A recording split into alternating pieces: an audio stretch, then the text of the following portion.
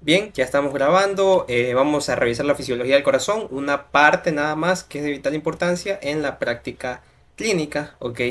Y que, bueno, el que quiera ser emergenciólogo, el que quiera ser intensivista, el que quiera ser internista, tiene que saber manejar el tema de corazón de todas las formas posibles, ¿ok? Es vital, ¿ok? Entonces, vamos allá. Vamos a ver, todos pueden ver la pantalla, ¿sí?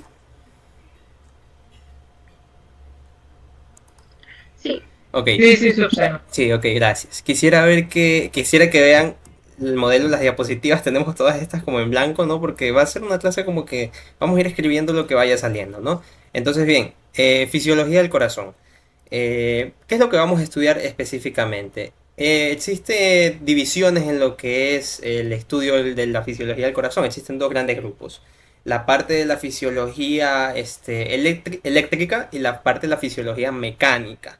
La parte de la fisiología eléctrica, por una parte, consiste pues en todo lo que es sistema carionector, ¿no? Fíjense aquí, todo lo que es sistema carionector, aquí entra desde la anatomía del sistema carionector, cómo funcionan pues todo lo que viene siendo los retrasos que se dan, el trazado en el EKG, es un montón de cosas que también lo he dado, también lo he estudiado, lo hemos estudiado en otras clases, de hecho yo le dediqué creo que 2 o 3 clases al electrocardiograma, se hizo algo largo, pero bueno, ya está grabado, está subido y podemos volverlo a revisar en algún otro momento de una manera más corta y concisa y con temas precisos como lo voy a hacer en este momento, ¿no?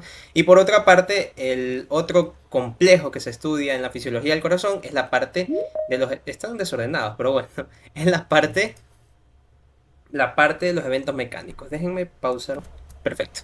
Bien, entonces lo que vamos a estudiar nosotros en esta clase son los eventos mecánicos. Exceptuando el ciclo cardíaco, vamos a estudiar todo lo que no comprende al ciclo cardíaco, pero que van a ver que es muy importante, porque de hecho, si ustedes leen Fisiología del Corazón en Guyton, sí van a encontrar estos temas, pero los van a encontrar como de una manera dispersa.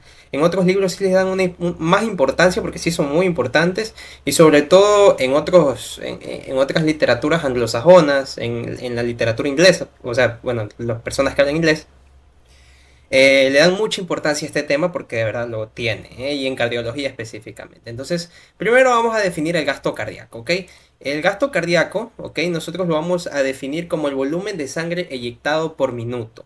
Es decir, mi corazón va a latir cierta cantidad de veces en un minuto, por lo general alrededor de 70 normalmente, y va a eyectar una cantidad de sangre dada. Es decir, si en un latido eyecta 70 mililitros, 80 mililitros, eso lo multiplico, en caso de que sean iguales entre latidos, ¿no? ¿Verdad? Eso yo lo multiplico, ¿ok? Por la frecuencia cardíaca en este caso, que ya es el número de latidos, es decir, multiplico cantidad, ¿ok? De sangre o volumen de sangre, ¿ok? Por cantidad de latidos. Y eso me va a dar el gasto cardíaco. O sea, podemos definirlo como el volumen de sangre eyectado por minuto. ¿Ok? Entonces, aquí está, el gasto cardíaco es igual al volumen sistólico por la frecuencia cardíaca. Y aquí es donde vienen los dos primeros conceptos, ¿no? Aparte del gasto cardíaco. ¿Qué es exactamente el volumen sistólico? Ustedes lo van a encontrar tal vez en las literaturas como stroke volume, en literaturas como el Harrison de Medicina Interna, el Guyton, si lo consultan en inglés, van a encontrarlo así. ¿Okay? Es una medida bastante importante y el stroke volume ustedes lo van a encontrar tal vez con una fórmula que dice que sí, que el stroke volume o volumen sistólico no es más que el volumen telediastólico menos el volumen telesistólico. No prestemos demasiada atención a eso en este momento porque no estamos viendo el ciclo cardíaco, porque no, por eso tal vez no se ubican en los términos de telesistólico, telediastólico, pero bueno, en resumen, yo les voy a decir qué es exactamente este volumen sistólico. Bueno, voy a dibujar aquí un corazón, más o menos mal dibujado, ¿no? Aquí tenemos las aurículas, los ventrículos, pero bueno. El punto es que en los ventrículos, ¿ok? Estos de aquí se llenan hasta cierto punto, ¿no? Con un volumen, pero no todo el volumen va a ser eyectado. ¿Ok? En el latido, ¿ok? En la contracción, en la sístole ventricular, no todo lo que está aquí, que supongamos vamos a poner un número, ¿ok? Que son 120 ml, no todos los 120 ml van a salir por la aorta, en este caso el ventrículo izquierdo, sino que va a salir más o menos de un 50 a un 60%, alrededor de unos 70 ml. ¿Ok? Entonces, eso es volumen sistólico. ¿Ok? Entonces, y tiene lógica con lo del gasto cardíaco, porque el gasto cardíaco lo que mide es el volumen de sangre eyectado. Lo que se queda no me interesa. Entonces, el volumen de sangre eyectado por minuto. Entonces, por minuto, el minuto pues tiene... tenemos que sacar pues ahí viene el otro concepto, la frecuencia cardíaca, cuántas veces late el corazón en un minuto. Creo que está sencillo de entender el concepto. A veces es un poquito engorroso cuando nosotros recién empezamos a estudiar el corazón, entender el gasto cardíaco, pero como pueden ver es una medida bastante sencilla y la verdad es bastante abstracta. ¿Por qué? Porque lo que en realidad nos sirve a nosotros del gasto cardíaco es conocer que bueno, si el gasto cardíaco desciende, es decir, el volumen de sangre inyectado por minuto desciende, ¿qué creen que va a pasar? Aquí es donde empieza el foro, ¿no? ¿Qué creen que va a pasar si el gasto cardíaco en este caso desciende? Sale menos sangre, hay menos sangre en las arterias, en las venas, ¿qué es lo que va a suceder? ¿Qué es lo más probable que suceda?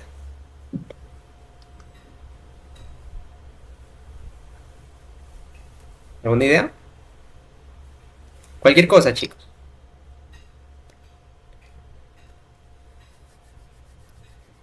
¿Algo? ¿Un mensaje? ¿Un mensaje creo? Ok, sí. Falta de oxigenación en los tejidos, muy bien, una, y menor retorno venoso, también otra, muy bien. Perfecto, sí, así es, como ustedes lo dicen, si se disminuye el gasto cardíaco, se disminuye la cantidad de sangre que sale por minuto, obviamente va a disminuir la perfusión de los tejidos, porque nosotros necesitamos cierta cantidad estable de sangre que llegue a los tejidos para poder mantenernos pues, en la homeostasis, ¿no? ¿Verdad? En el equilibrio. Entonces, si por otra parte aumenta el gasto cardíaco, puede tener otras causas, como por ejemplo, por ejemplo, estás haciendo ejercicio, tus músculos obviamente necesitan aumentar su metabolismo, desarrollar mucha más fuerza, desarrollar mucha más contracción, y por eso pues aumenta también el gasto cardíaco, no aumenta el volumen que necesitas de sangre para llegar a esa zona, a los músculos. ¿Ok? Entonces, en resumen, el gasto cardíaco es el volumen sistólico por la frecuencia cardíaca y este de aquí tiene un valor de más o menos 5 litros por minuto. Es decir, el corazón, si sumamos por cada latido estos aproximadamente 70 mililitros por un minuto, es decir, por la frecuencia cardíaca, que más o menos va por ahí mismo, 70, 75, 80, va a dar más o menos un promedio de esto en varones, en mujeres es un poquito menos, ¿ok? Bien, ahora sí, ya que entendimos el gasto cardíaco, ¿tienen alguna pregunta? Para empezar ya con los conceptos que nos apremian en el tema de hoy día. ¿Tienen alguna pregunta? ¿Todo bien? Perfecto. Bien, seguimos. El gasto cardíaco va a verse afectado por tres determinantes, ¿ok? Tres determinantes importantísimos. Es decir, van a tener como tres, no diría reguladores, sino, em, sí, determinantes propiamente dichos. Tenemos la precarga, ¿ok? De ahí tenemos la poscarga, que en realidad los temas en los que nos vamos a estar centrando, y la contractilidad. A la contractilidad también se le suele decir inotropismo, chicos, ¿eh? Ojo ahí. Precarga, poscarga y contractilidad. Estos tres factores van a determinar cambios en el gasto cardíaco. Los tres pueden afectar tanto para que se aumente como para que se disminuya el gasto cardíaco. ¿Ok? Y pues obviamente vamos a ver cómo se relacionan. Si es que aumenta la precarga, ¿qué pasa con el gasto cardíaco? Si aumenta la poscarga, ¿qué pasa con el gasto cardíaco? Si aumenta la contractilidad, ¿qué pasa con el gasto cardíaco? ¿Ok? Entonces, aquí he encontrado estas dos imágenes que me parecen full interesantes y muy didácticas para entender exactamente lo que es el gasto cardíaco. Perdón, para entender lo que son estos tres determinantes que vienen siendo pues la contractilidad, la precarga y la poscarga. Miren, fíjense. Vamos a ir analizando poquito a poquito. Primero, el dibujo de la izquierda. Fíjense aquí, preload, es decir, precarga. Fíjense cómo hay una persona, ¿no, verdad? Un muñequito que está tirando sangre hacia el corazón. Entonces, vamos a definir la precarga. Hay dos grandes conceptos de precarga que ustedes van a encontrar. El primero es el que dice que la precarga es el aumento o la disminución del volumen que llega al corazón. ¿ok? O a la aurícula derecha en este caso, que es donde llega la sangre, pues por aquí, ¿verdad? Por la vena cava superior o por la vena cava inferior, tal vez un poco más abajo. Aquí está el autor, por si acaso lo quieran buscar en Twitter, en X. Pero bueno, esa es la primera definición, como que el volumen de sangre, ya sea aumentado o disminuido, o normal, que llega a la aurícula derecha. Y la otra concepción, la otra definición que tenemos de precarga es la capacidad de nuestro corazón para adaptarse a los cambios de volumen que nosotros encontramos por cosas de la vida, ¿no? En lo que viene siendo la fisiología del corazón. Ya sea porque haces ejercicio, ya sea porque sangraste, ya sea porque no has comido, ya sea porque aumenta la viscosidad de la sangre, etcétera. El aumento o disminución de la llegada de la sangre al corazón. Entonces, fíjense que tenemos dos conceptos muy parecidos. El primero, ¿de qué hablaba? Hablaba de un aumento del volumen que llega, ¿ok? Del volumen que llega al corazón. Y el otro hablaba de la capacidad, ¿ok? O de sí, de la capacidad. Ay, ay, no, le di a denegar a una chica que estaba por aquí. Le di a denegar a una chica que estaba en sala de espera, ¿saben? Ya estoy en otro. Ya está de nuevo, ya está de nuevo. Ahí está, ya. Disculpe, si está por ahí la conocen, disculpen. Bueno, volviendo al tema. Tenemos dos grandes conceptos de precarga. Un aumento de la llegada de volumen, un aumento de volumen que llega al corazón, o la capacidad para, bueno, un aumento de disminución de volumen, ¿no? O la capacidad para adaptarse a estos cambios de volumen. Si se dan cuenta, las dos confluyen, ¿ok? Y hacen una sola. Algunos autores simplemente dicen es lo mismo. Es la sangre que llega. Y ya vamos a ver y lo van a entender mejor cuando hablemos de cómo se afecta. ¿Está entendido lo que es la precarga? ¿O necesitan que lo repita? ¿Todo bien? Creo que el dibujo también lo deja clarísimo. Por eso me gustó mucho ese dibujo y el otro que está al lado también me pareció bastante bonito e interesante.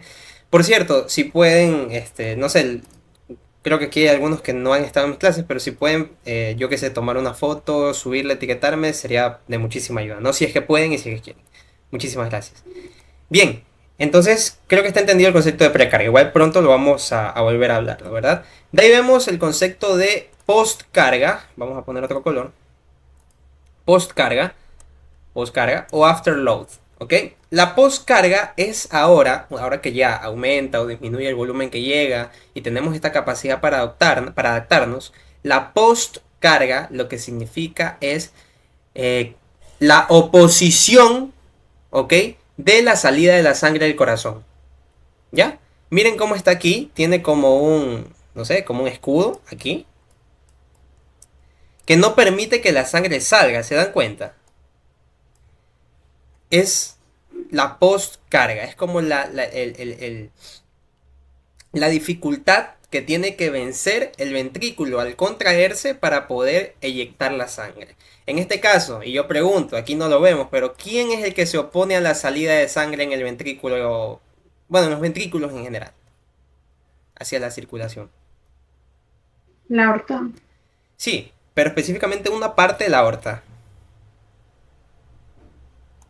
La válvula. Exacto, las válvulas semilunares, ¿verdad? Las válvulas semilunares o sigmoideas, ¿ok?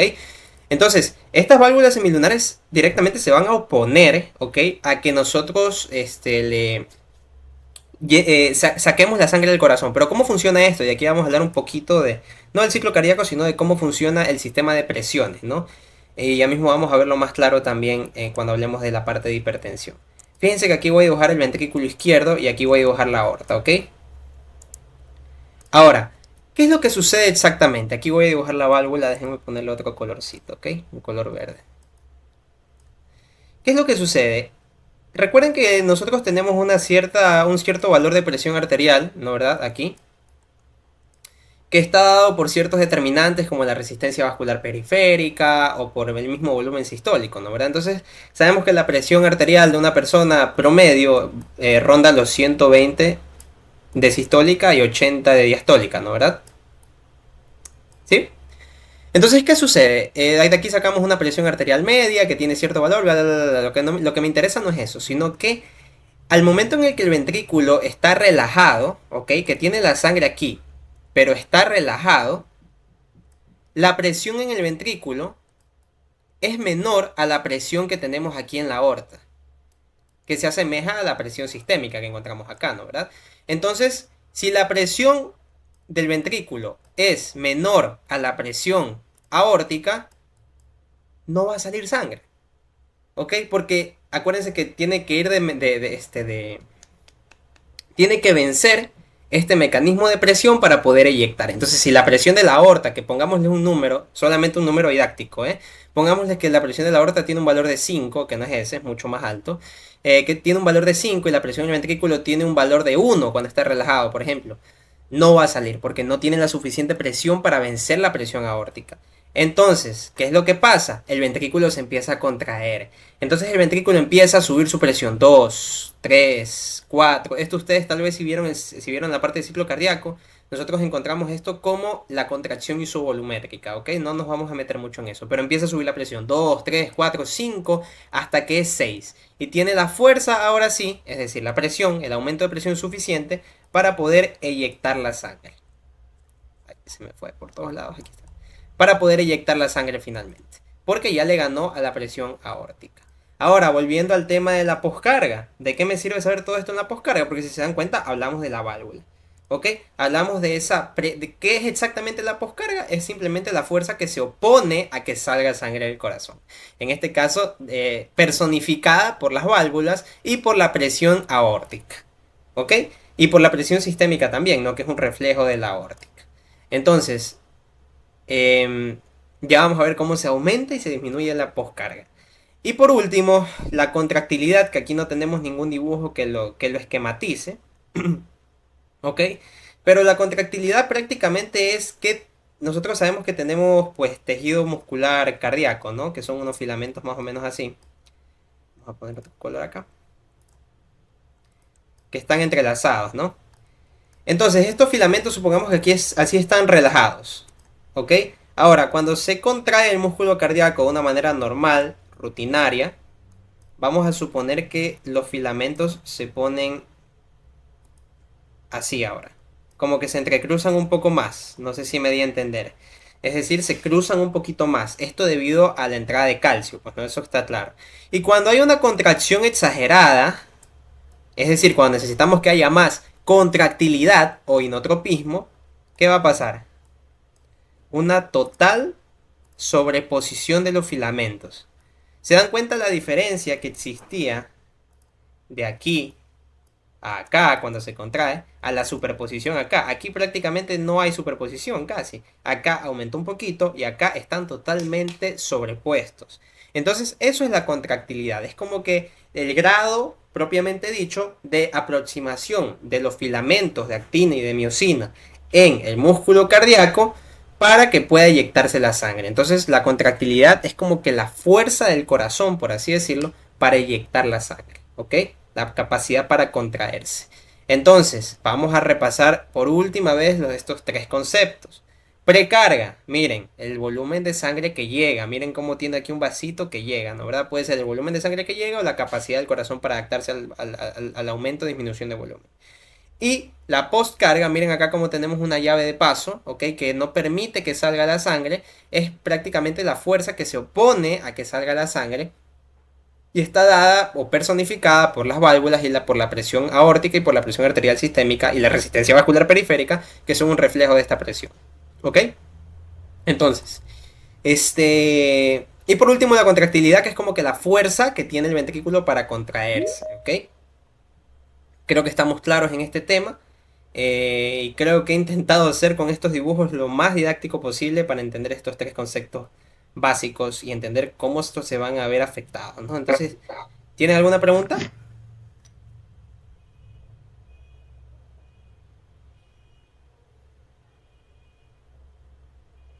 ¿Alguien más? Gracias. ¿Alguien más? Bien, entonces estamos claros al parecer, ¿no?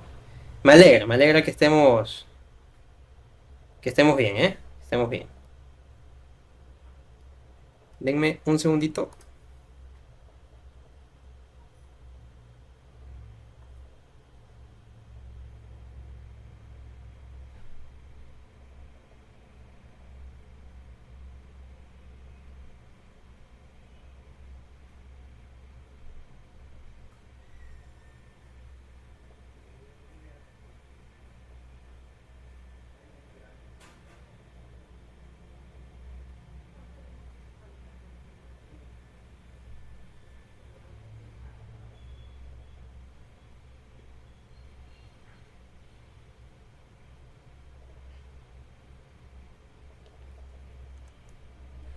Ok, volvemos.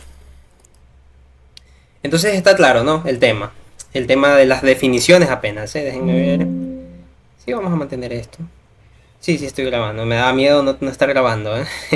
Pero bueno, sí lo estamos, sí lo estamos.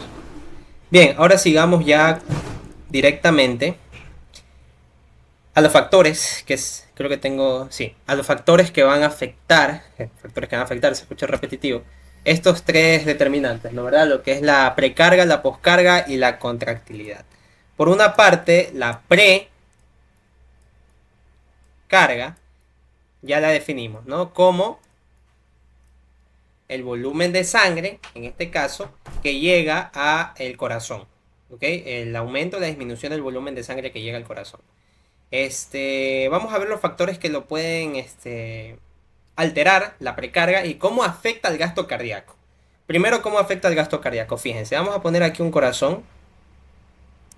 Si llega más sangre al corazón, ¿cuál creen que va a ser Sí, sí, Luis, recién leo, perdón, los filamentos actina y miocina también se contraen constantemente. ¿Qué creen que va a pasar si llega más sangre al corazón? ¿Cuál creen que va a ser la respuesta al corazón? Dicen que violencia trae más violencia, entonces el corazón, ¿qué va a hacer si le dan más sangre?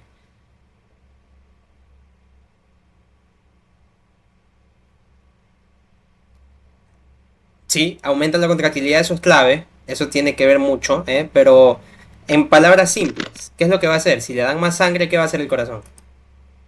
Late con más fuerza. Si late con más fuerza, sí, sí, está muy bien el concepto de que aumenta la contractilidad, exacto. Aumenta la contractilidad, aumenta la superposición de filamentos, eso se llama mecanismo de Starling, por si acaso. Pero aquí ya dejaron dos mensajes en el chat y es perfecto, saca más sangre. Si le dan más sangre, el corazón se va a esforzar por sacar más sangre. Me das más sangre, me esfuerzo por sacar más. Me das más sangre, me esfuerzo por sacar más. Bombear más. ¿Ok? Entonces, ¿qué es lo que quiero decir con esto? ¿A qué conclusión quiero llegar? Si aumenta la precarga, entonces esto significa un aumento también del gasto cardíaco. Y asimismo, si me das menos volumen, si disminuye la precarga, también va a disminuir el gasto cardíaco. ¿Está claro? ¿Estamos bien? Fácil, ¿no? Eso respecto a la precarga. Vamos a primero definir los tres cómo afectan el gasto cardíaco. Ahora, la poscarga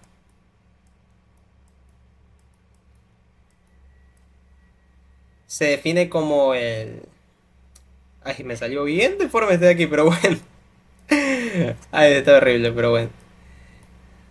Dios mío, qué feo. Pero bueno, lo que quiero que se entienda es esto, ¿no? Esta es la aorta, por si acaso. Entonces, la poscarga.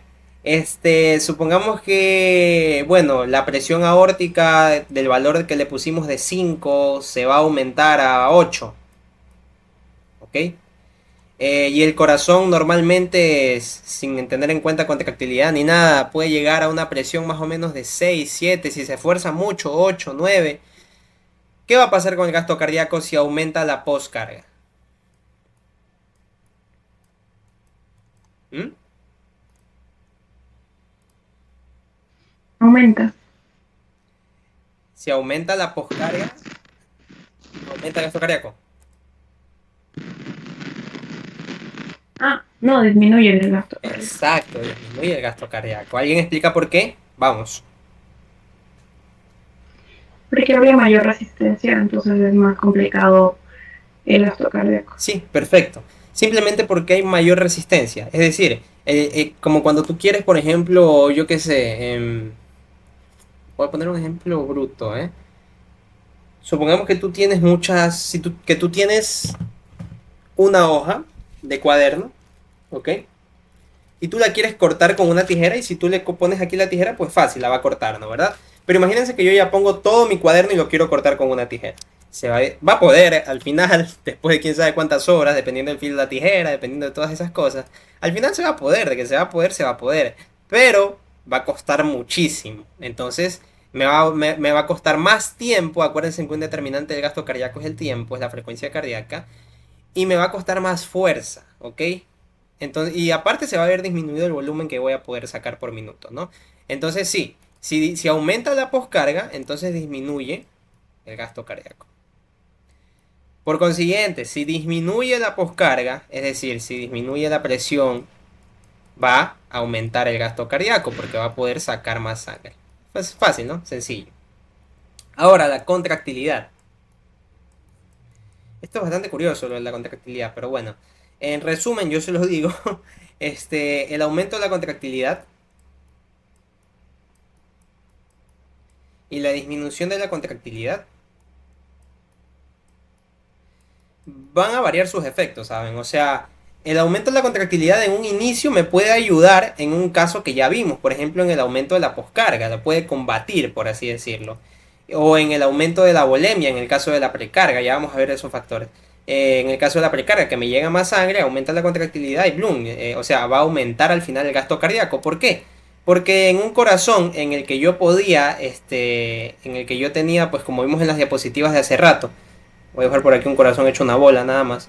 En un corazón en el que yo podía eyectar cuál era el volumen sistólico, o el volumen sistólico más o menos de 70 ml, cuando yo aumento la contractilidad ya no van a ser 70, sino que pueden ser, yo qué sé, 90. ¿Okay? Entonces al final, como el volumen sistólico es un determinante del gasto cardíaco, la contractilidad, pues el aumento de la contractilidad aumenta el gasto cardíaco. Pero dense cuenta que si aumenta demasiado tiempo la contractilidad, nos vamos a quedar poco a poco sin sangre, ¿no? Bueno, no sin sangre, pero va a disminuir la cantidad de sangre que vamos a poder sacar porque se va a ir agotando. Ok, entonces por ahí tienen que irle viendo la lógica, ¿no? Pero en emergencias, pues aumenta la contractilidad, ¿no? Y disminuye la contractilidad, en general disminuye también el gasto cardíaco, ¿no? Entonces estamos así. Estos son los determinantes y los hemos ya desglosado. Me quedó bonito, ¿eh? Si pueden, lo de la foto, ¿no? Queda bonito en este momento. Ahora sí vamos a ver los factores por cada uno de ellos que van a su vez a determinar a los determinantes. Es decir, qué situaciones específicamente me van a provocar cambios en cada uno de ellos. En la precarga tenemos un primer factor que es las venas. ¿Ok? Las venas, ustedes sabían que, esto lo dice en Guyton, el 60% de la volemia, es decir, de la sangre que encontramos en arterias, venas, etc., se encuentra, no, de la volemia, es decir, de toda la sangre de nuestro cuerpo, se encuentra en las venas. ¿Por qué? Porque las venas tienen una característica que se denomina capacitancia o complianza, la cual les permite pues distenderse a tales niveles de que son unos grandes reservorios de sangre, es decir, el 60% de la sangre se encuentra en las venas normalmente. Entonces, nosotros tenemos una vena aquí normalita, ¿ok? Y pues la precarga se va a encontrar normal, no se va a ver afectada. Ahora, si la vena se contrae, existe una venoconstricción, ¿qué creen que va a pasar?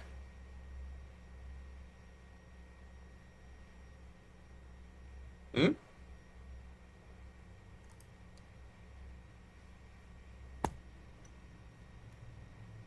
Sí, aumenta el gasto cardíaco, pero antes de aumentar el gasto cardíaco, sí, ese es el resultado, pero Aumenta la precarga. aumenta la precarga, exacto. Aumenta la precarga y de ahí aumenta el gasto cardíaco. ¿Se dan cuenta? ¿Por qué? Porque la sangre, pues supongamos aquí tenemos la vena cava inferior y acá tenemos la vena cava superior. Y estas aquí se contraen. Y aquí tenían sangre reservada y se contraen. Entonces va a ser un bombazo, va a llegar más sangre para acá. Y finalmente, pues si aumenta la precarga, ya vimos que aumenta el gasto cardíaco. Ahora, si estas venas por otras partes se dilatan más, van a poder almacenar más sangre, va a bloquearse el flujo de sangre prácticamente hacia acá, va a llegar menos sangre y finalmente va a disminuir la precarga y va a disminuir el gasto cardíaco. Otro determinante de la precarga que podemos mencionar es la frecuencia cardíaca. Si aumenta, bueno, y esto ya es mucho más sencillo de ver, ¿no? Si, bueno, una frecuencia cardíaca estable de 70, normal, ¿no? Si disminuye la frecuencia cardíaca, ¿qué va a pasar? Esto es curioso, ¿no? ¿Va a aumentar o va a disminuir la precarga? ¿Qué creen ustedes?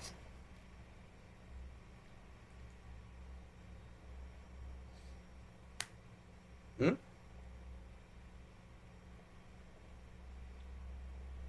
Puede aumentar. Así es, va a aumentar. ¿Por qué? Porque al disminuir la frecuencia cardíaca, lo que estás haciendo es que permites que la sangre se encuentre más tiempo dentro del corazón, ¿ok? Más tiempo dentro de las cavidades, que la sangre se encuentre más tiempo aquí.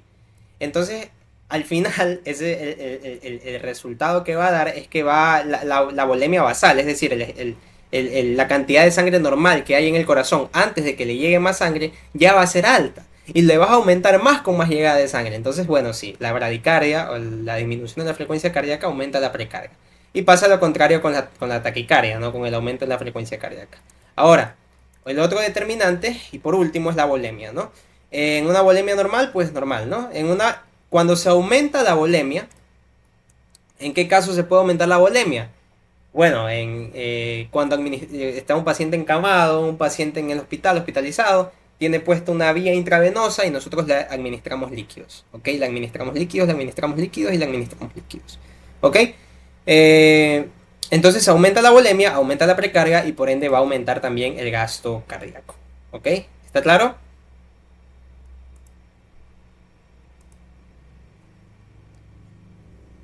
¿Sí? Perfecto.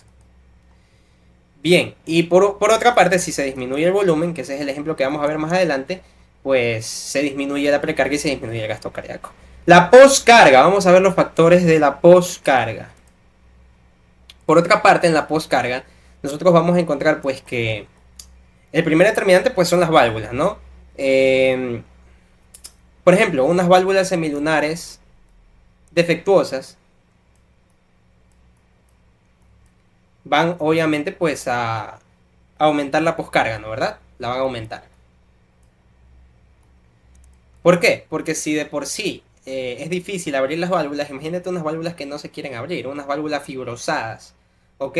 O unas válvulas con vegetaciones que están carcomidas, yo qué sé. Entonces, difícil de abrir, aumenta la poscarga, porque le pones un paso más le pones un impedimento más para que salga la sangre, ¿ok? Ahora, otro determinante de la poscarga viene siendo... Ay, se me fue. Ah, ya. El aumento de la resistencia vascular periférica, ¿no? Es decir, que esto conlleva finalmente a un aumento de la presión arterial. Y si aumentaba la presión, ya sabíamos que la presión arterial es un reflejo de la presión aórtica, entonces como nosotros podemos ver, aumenta la poscarga y disminuye el gasto cardíaco finalmente, ¿no? ¿Cómo se va a disminuir? Bueno, todo lo contrario, si se dan cuenta han sido mecanismos de espejo hasta ahora. Si esta válvula tiene una cirugía y es reemplazada, disminuye inmediatamente la poscarga y aumenta el gasto cardíaco. Si le bajamos la presión al paciente, en este caso, pues también vamos a disminuir la poscarga y aumentar el gasto cardíaco. Ahora, la contractilidad, por otra parte, nosotros la vamos a ver afectada por el sistema nervioso autónomo. ¿Ok? El sistema nervioso autónomo tiene dos grandes divisiones, ¿no? El sistema nervioso simpático y el sistema nervioso parasimpático. El simpático va a aumentar la contractilidad. Acuérdense que el simpático es para esas situaciones de estrés en las que tenemos que estar 8 ojos, atentos a todos, ¿no? Y en la acción parasimpática, por otra parte, va a disminuir la contractilidad, ¿ok? Porque ya estamos más calmados, etc. Eso naturalmente, de ahí farmacológicamente tenemos un montón de cosas como la digoxina, ¿ok? Que para eso ya tenemos que estudiar un poco más a fondo la fisiología. Tenemos también los bloqueadores de los canales de calcio para disminuir la contractilidad. Tenemos también los beta bloqueantes para disminuir asimismo la contractilidad. Tenemos los catecolaminérgicos, ¿ok? Que son la dopamina, la norepinefrina, todos esos fármacos que también me van a ayudar a aumentar la contractilidad. Eso pues creo que ya es un poco más, se nos sale un poco más de las manos, pero estos son los mecanismos básicos. ¿Tienen alguna pregunta? Creo que ha estado muy interesante, ¿no? El tema de ver cómo afecta, ahora sí finalmente relacionamos todo, ¿se dan cuenta? ¿Tienen alguna pregunta?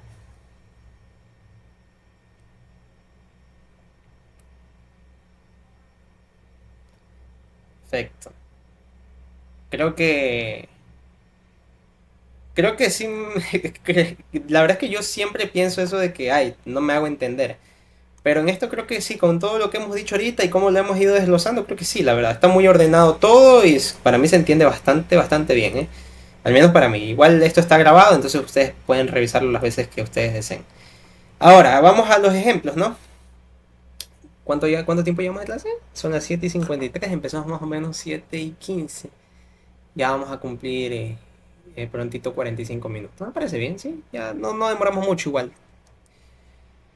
Bien. porque yo no quiero cansarme, ustedes no quieren cansarse, entonces está perfecto, ¿no? Primer ejemplo, la hemorragia. Vamos definiendo.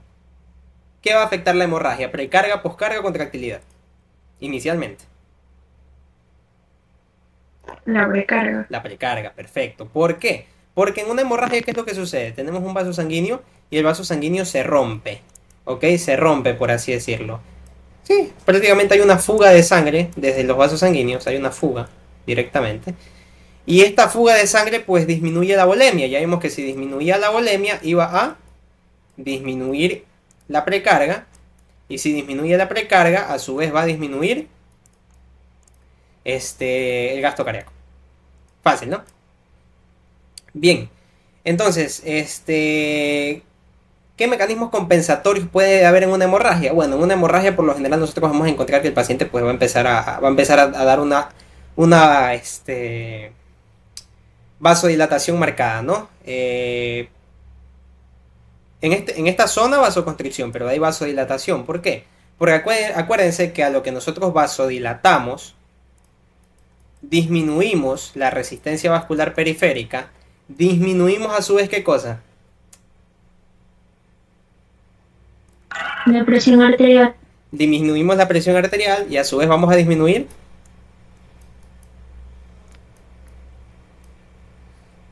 La poscarga. la poscarga, perfecto, disminuye la poscarga. Y si disminuye la poscarga, el resultado final es un aumento del gasto cardíaco, que me combate a esta disminución del gasto cardíaco. Obviamente, ¿cuál mecanismo va a predominar? El de la hemorragia, ¿no? Porque prácticamente estamos perdiendo sangre y no la estamos reponiendo. Así que por más que nosotros intentemos compensarlo, no lo vamos a poder. ¿Ok? Eso es prácticamente lo de la hemorragia. Sencillísimo, se dan cuenta. Entender el concepto de la precarga y cómo se aplica aquí. Es un concepto bastante básico y es el más básico de estos tres que estamos viendo ahorita. El otro concepto que vamos a repasar es la hipertensión. Este de aquí, creo que no hace falta ya que me lo digan. El tema que va a topar, el determinante que va a topar, es la poscarga. ¿Verdad? Poscarga. Y aquí también entra un poco de la contractilidad. En este sí vamos a hacer un poquito más engorrosos, ¿no?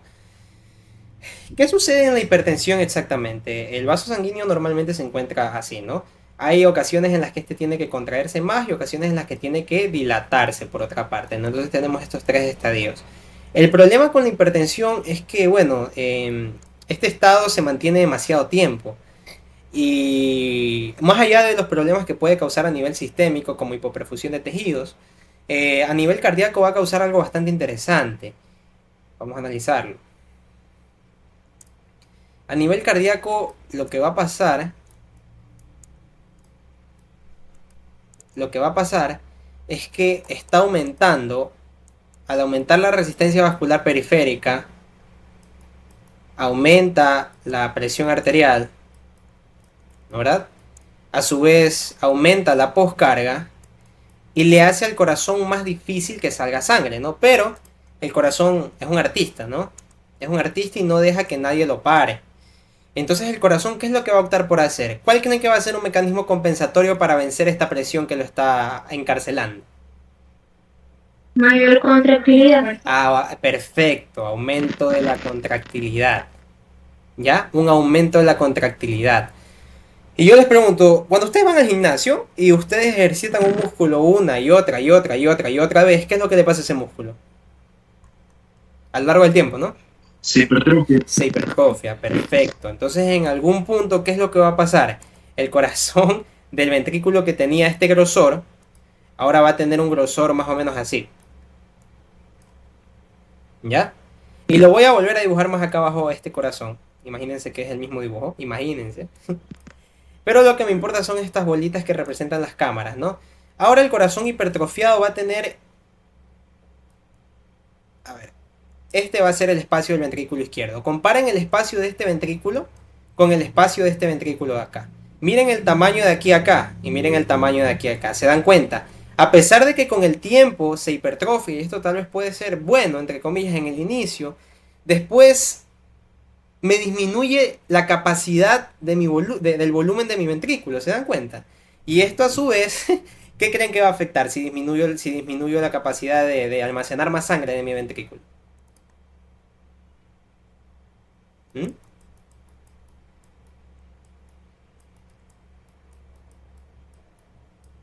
afecta a la precarga. Afecta la precarga. Muy bien, perfecto. Afecta la precarga. Va a disminuir. Perdón, a ver. Va a disminuir la precarga.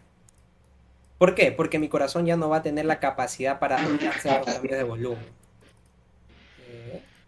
No te escucho muy bien, ¿sabes? Sí, perfecto, Luis. Más ancho el grosor del corazón. Entonces, si disminuye la precarga, ya estamos viendo que al final todo va en contra, ¿no? Y todo apunta a que disminuye el gasto cardíaco debido a... Esta es una cardiopatía hipertrófica secundaria a hipertensión arterial, ¿no? ¿Verdad? Esto es prácticamente un mecanismo fisiopatológico que ustedes tienen que manejarlo al dedo, ¿ok? Como pueden ver, bastante interesante, ¿no? El tema. De ahí hay muchos más temas que topar en lo que es la hipertensión. Yo no domino la hipertensión, la verdad. Obviamente, al hablar de cuando yo hablo que domino un tema, no me refiero a que lo domino como un especialista, sino que lo entiendo y tengo la capacidad para explicarlo totalmente, totalmente, ¿no? No tengo la capacidad para explicar toda la hipertensión, pero bueno, este tema sí. ¿Ok? Y de ahí hay otros temas como les hablé hace rato de la hipoperfusión de tejidos, que tiene que ver con ciertas leyes físicas, como la ley de Puciel y el tema del flujo laminar, que es bastante interesante, pero bueno. Esto es lo que me interesa que ustedes aprendan ahorita porque pueden ver que se relaciona con los conceptos de poscarga. Aquí relacionamos los tres. Poscarga, ¿no verdad? Precarga, contractilidad y de ahí precarga, finalmente. ¿Se dan cuenta? Entonces, bien. Ahora sí vamos al último concepto que es la insuficiencia cardíaca. ¿Quién me da...? A ver. Vamos a definir exactamente la insuficiencia cardíaca. ¿Qué es la insuficiencia cardíaca? ¿Quién me dice un concepto básico?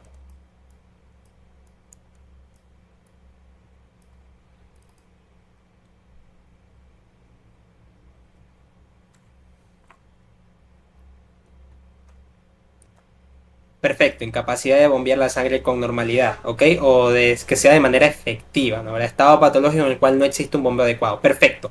Siempre que ustedes vean insuficiencia y después vean un sistema o un órgano, por ejemplo, insuficiencia hepática, significa que va a disminuir todas las funciones de este órgano. En este caso, la función más importante del corazón, si no es la... No es la única. La función más importante del corazón es bombear la sangre. Entonces, si se disminuye la función de bombear la sangre del corazón, significa que es una insuficiencia. Si se disminuye la capacidad del hígado de sintetizar proteínas o de sintetizar bilis, estamos hablando de insuficiencia hepática. Si se disminuye la capacidad del pulmón de realizar la hematosis, es decir, el intercambio gaseoso, hablamos de una insuficiencia respiratoria. Entonces, como pueden ver, una insuficiencia cardíaca, como ustedes bien lo dijeron, es en estado patológico en el cual no existe un bombeo adecuado.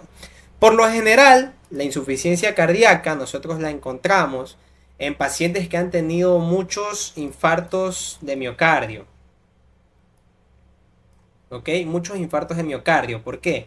Porque recordemos que en el infarto lo que sucede es que se corta el oxígeno de una parte del miocardio y esa parte se muere, literalmente, o sea, se muere. Supongamos que es esta parte de aquí el ventrículo. Se muere y con el tiempo ese tejido muerto obviamente no es directamente necrótico, sino que va a ser reemplazado por los macrófagos, etcétera, y se van a formar cicatrices. Y obviamente las cicatrices no tienen tejido muscular y esto disminuye. ¿Qué disminuye si nosotros hablamos de que ya pierde miocitos y pierde capacidad muscular? ¿Qué va a disminuir? La contractilidad. Exacto, disminuye la contractilidad del corazón. Ahora, estos pacientes que tienen insuficiencia cardíaca, que ya han tenido infartos agudos de miocardio, siempre van de la mano también con otra cosa, con aterosclerosis.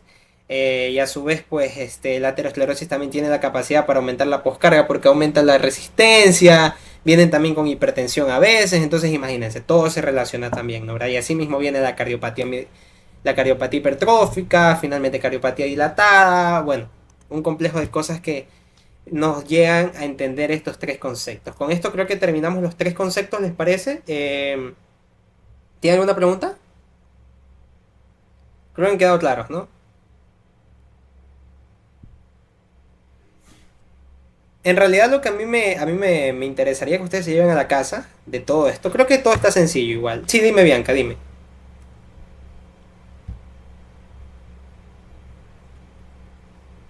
Bianca. Ah, ok, todo bien. Bien. Lo que a mí me importa en realidad es que ustedes se lleven a la casa de todo esto, que es lo que en realidad es importante, es entender cómo funciona el aumento del gasto cardíaco y la disminución del gasto cardíaco. ¿Por qué? Porque nosotros qué tenemos que priorizar en este caso, en un paciente, los órganos que tenemos que priorizar son cerebro y corazón, ¿no? ¿Verdad? Entonces, tenemos que siempre buscar aumentar el gasto cardíaco cuando sea de aumentarlo, ¿no? ¿Verdad? Y disminuirlo cuando sea de disminuirlo por la cuestión de la frecuencia cardíaca. En las taquicardias buscamos disminuirlo. ¿Cómo lo aumentamos o lo disminuimos? Farmacológicamente. Entonces, por eso les hablé hace rato en la contractilidad, que es la que más se juega farmacológicamente hablando. Y también, pues fíjense, por ejemplo, un venodilatador. Así funcionan más o menos los nitratos, la nitroglicerina. Dilata los vasos sanguíneos y lo que hace pues es disminuir la precarga. Porque se empieza a almacenar más sangre. Entonces, eso es lo importante, que ustedes entiendan ese concepto de cómo aumentar el gasto cardíaco para proteger a los demás tejidos, porque los demás tejidos no funcionan sin una perfusión adecuada. ¿Ok? Entonces, teniendo en claro eso, vamos a hablar un poquito de estos canales de calcio para que entiendan un poquito más la parte de la contractilidad y el tema de cómo funcionan estos fármacos, ¿no? Porque hace rato les nombré un montón de fármacos que, bueno, yo solamente me sé cómo funcionan prácticamente, no sé tipos de fármacos ni nada de eso, pero por el momento, ¿no? Cómo funcionan, pero me parece interesante resaltar puntos aquí. ¿Cómo funciona la contracción muscular? Aquí nosotros encontramos el líquido extracelular, como podemos ver. Acá tenemos el citoplasma. Y la contracción muscular funciona como en cualquier músculo, ¿ok? Con el calcio. Es decir, tiene que haber mucho calcio acá. ¿Ok? Miren, si aumenta el calcio, hay contracción. Si el calcio se ve disminuido, se ve secuestrado, es decir, si disminuye, se relaja. ¿Se dan cuenta? Entonces, ¿cómo aumentamos el calcio nosotros? Aumentamos el calcio de dos formas en el corazón. La primera forma es desde el líquido extracelular. Y la segunda forma es el calcio que está almacenado en el retículo sarcoplasmático. Entonces, de estas dos formas nosotros vamos a hacer que el calcio ingrese a la célula. Esta imagen es acá del gaito, que el calcio ingrese a la célula. Una vez que ingresa el calcio, se dan un montón de procesos de señalización para poder llegar finalmente a la contracción. ¿Okay? Entonces jugamos mucho con el calcio. Ahora, una vez que ya existió la contracción, tenemos que relajarlo, ¿ok? ¿Y cómo se va a relajar? Bueno, los dos mecanismos para relajar el calcio son iguales a los que fueron, bueno, son los opuestos a lo que fueron para empezar la contracción. Primero, el secuestro hacia el retículo sarcoplasmático y segundo, la salida de calcio de nuevo hacia el líquido extracelular. Pero esto es importante, miren, fíjense cómo el calcio depende de una proteína. Depende de una proteína que hace un contratransporte, es decir, que saca calcio y que ingresa sodio a la célula. Ah, entonces aquí es donde entra el actuar de cierto tipo de fármacos. ¿Ok? Como es el gran ejemplo de la digoxina. En la digoxina, lo que sucede es que va a actuar directamente sobre ¿dónde? Sobre la bomba de sodio y potasio. Fíjense que aquí no hay calcio, ¿eh? Sodio y potasio es la bomba de sodio y potasio de toda la vida de todas las células de nuestro organismo. Actúa sobre haciendo ¿qué? Bloqueándola. ¿Qué pasa si yo bloqueo la bomba de sodio y potasio? No va a entrar sodio. Perdón, no va a salir sodio ni va a entrar potasio, ¿se dan cuenta? ¿Ok? No va a salir sodio ni va a entrar potasio.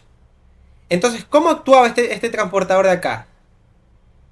Metiendo sodio. Y si no ha salido sodio, ¿de dónde voy a agarrar sodio para poder ingresar y sacar el calcio?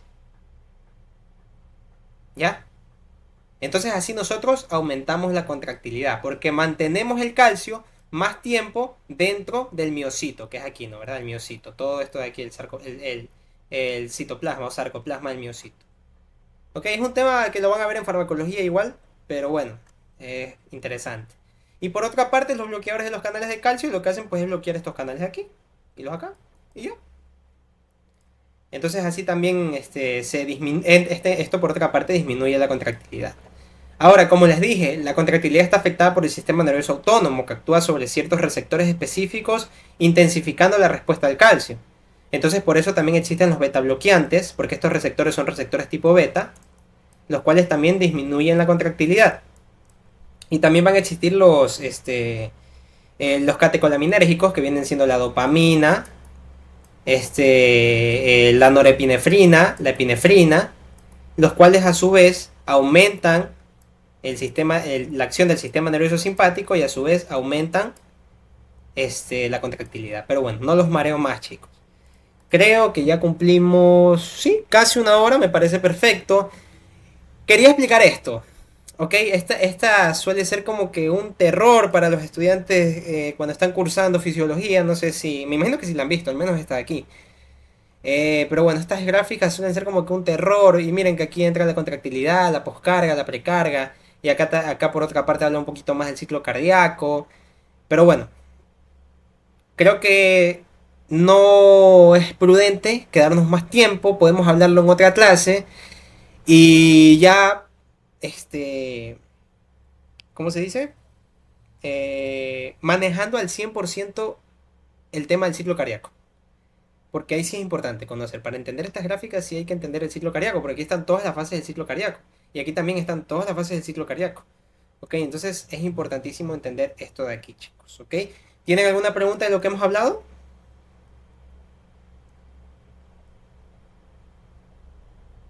¿Nada? ¿Alguien? ¿Les ha gustado, chicos, lo que hablamos hoy día? Eso sería pues el tema que revisamos el día de hoy, un tema de fisiología. Como pueden ver, eh, hay que darle su importancia y hay que darle su pues prioridad, ¿no? ¿Verdad? A lo que viene, me resumiste un parcial.